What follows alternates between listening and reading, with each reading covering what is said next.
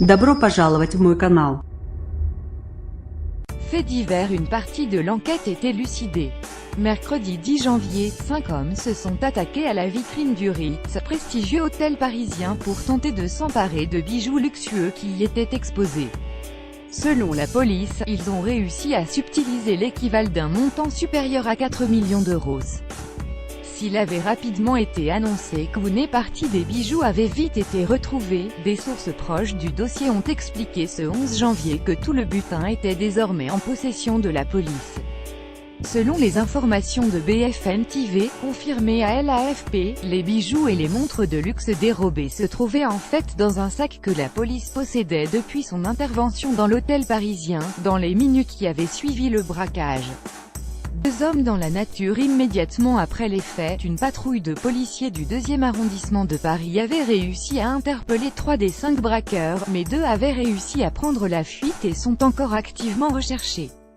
L'une s'est échappée en scooter et un autre dans une voiture, laquelle a été retrouvée brûlée en banlieue parisienne ce jeudi 11 janvier. Bloqués par des systèmes de sécurité déclenchés après leur attaque contre la vitrine, leurs 3 complices avaient tenté de leur lancer le butin au travers de la vitre. L'homme parti en scooter a alors perdu une sacoche contenant une partie des bijoux dérobés.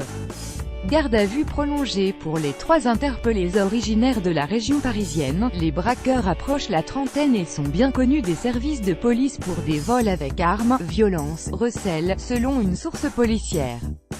Leur garde à vue, qui peut s'étendre jusqu'à 96 heures, a été prolongée jeudi 11 au soir pour une durée de 24 heures, a indiqué la source proche du dossier.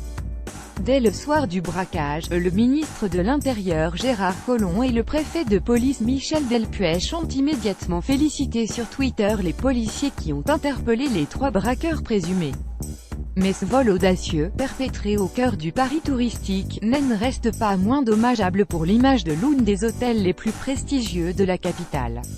Lire aussi: attaque à main armée au Ritz, à Paris. 2 braqueurs toujours en fuite. Une bijouterie de luxe braquée dans le 17e arrondissement de Paris. Le magasin Louis Vuitton des Champs-Élysées braqué par un homme armé. Pour suivre les dernières actualités en direct sur le HuffPost, cliquez ici tous les matins. Recevez gratuitement la newsletter du HuffPost. Retrouvez-nous sur notre page Facebook, à voir également sur le HuffPost.